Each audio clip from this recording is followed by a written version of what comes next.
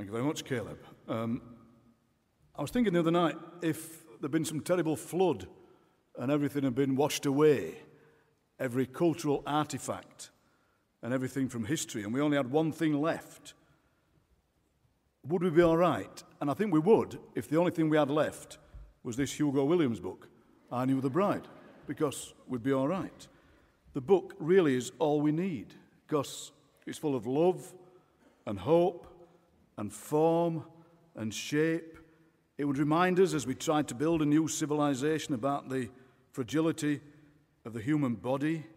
It'd be about the power of emotion. You'd know you'd have to have that in your new world. As he says, I suggested a brave new form of entertainment, one based entirely on the emotions. If you want to build a new world, then we would be helped here to place emotions and images at the heart of this new world. A fantastic image from Hugo's poem Hotel. Our room was a summer birdcage swinging from a hook on the sunny side of the street. What a fantastic image to build a new world from. It's also full of practical advice. On page 53, in a sequence about dialysis, the line, you find out early on that some of the nurses are better than others at the art of needling. And so all the way through this book, there are things that would help us to start a new civilization, and that's what comes across in Hugo's work, his great humanity, and the way that if we just read him carefully, then he helps us to lead our lives. Sadly, Hugo can't be with us tonight, but his good friend Jeremy Clyde is going to read his poems for him. Jeremy.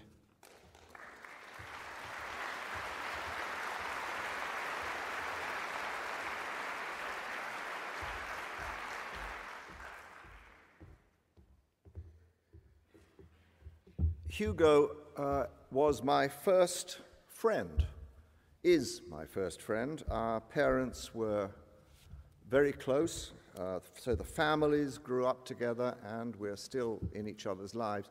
So we met when both of us were in nappies.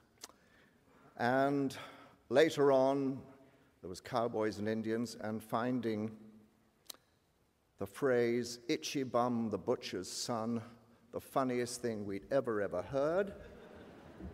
And then there was the first cigarette in the woods and adventures with girls and all that. This poem, I Knew the Bride, is about his sister Polly, who was lost to cancer far, far too early. And of course, I knew her very well too. So I Knew the Bride for my sister Polly, 1950 to 2004. You had to go to bed ahead of us, even then, while your two older brothers grabbed another hour downstairs. The 7-year gap was like a generation between us. You played the princess, swanning about the house in your tablecloth wedding dress, until we told you your knickers were dirty and you ran upstairs to change. Your hair was tied up in plaits on top of your head, showing the parting down the back as you marched out of the room.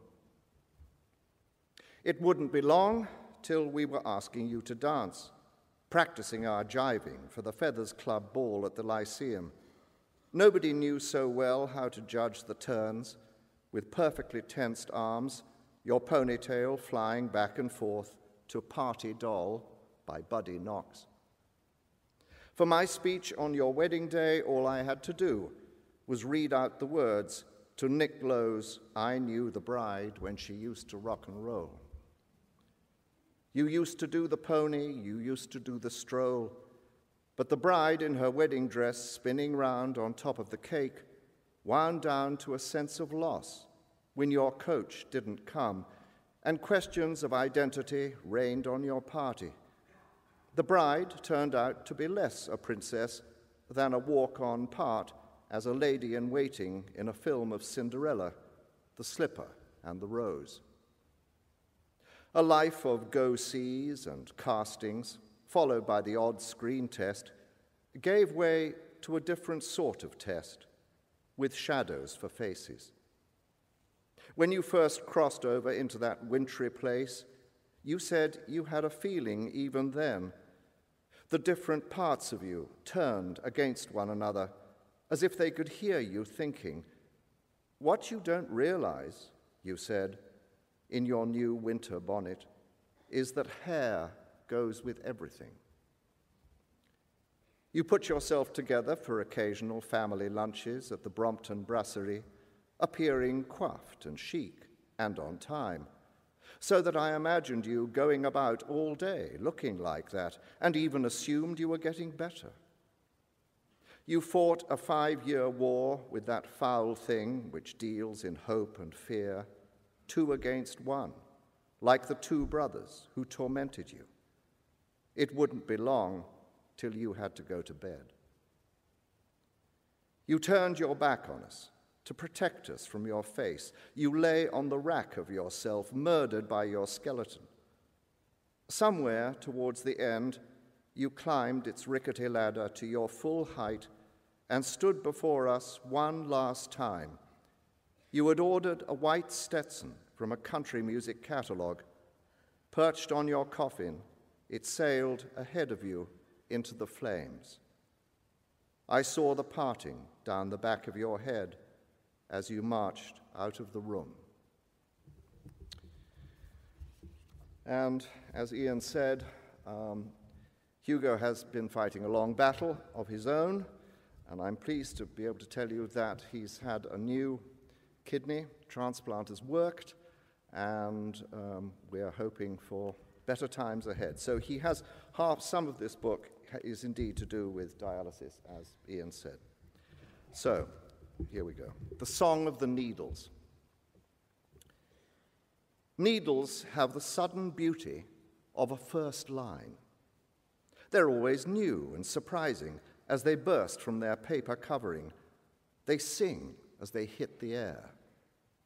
You catch sight of them out of the corner of your eye, glinting softly to themselves as they contemplate their next move. What they're suggesting is inspired, but a certain sadness attends their description of what is going on. You don't know whether to look away or accept what they're saying. If you're lucky, you'll feel a pop as one of them enters your fistula, and a cool feeling of recognition spreads up through your arm. Thank you.